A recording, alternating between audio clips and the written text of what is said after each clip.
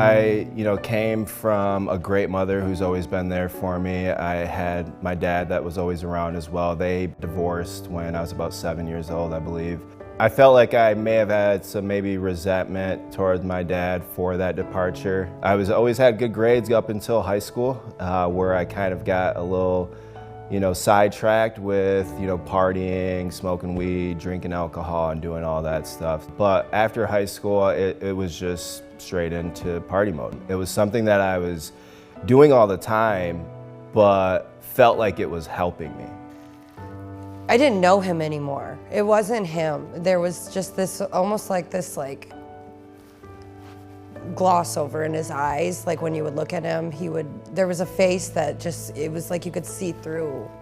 She told me that she wasn't gonna put up with it anymore, and she, basically took her stuff and took my daughter, went to her sister's house, and I was stuck in that house isolated by myself.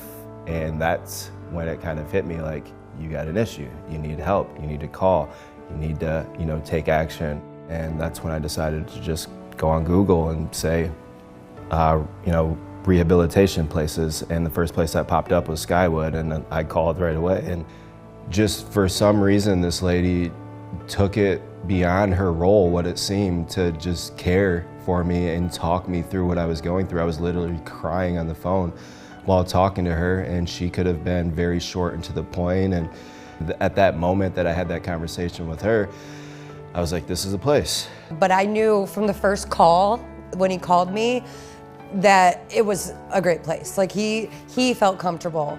He told me, that he was enjoying it, that there were things that he liked, that were making him feel safe here. And for me, it was like I was a little, shy, a little timid at first, but then the minute I started going to these classes and expressing myself and being vulnerable and sharing my stories, I felt like that was gonna make myself hold myself accountable. Made me realize like this is where I need to be right now. The minute I started to forgive myself is the minute I turned that page and was able to move forward and keep things going and progress. My spouse and my daughter came and picked me up, and that was probably the happiest moment that I've had in some years. She could have gave up on me, If she would have gave up on me, I might have gave up on myself. So I can't thank her enough. The most meaningful part of this is seeing the dad that he is now. I'm so proud of him, but he couldn't have done it, I don't think, without Skywood, no. I can't say enough about the people that were at Skywood. It just felt like home. And honestly, when I pulled into the parking lot, it almost feels like a second home. There's been no doubt in my mind since that day we picked him up that he's going to continue doing this, because I do know him so well.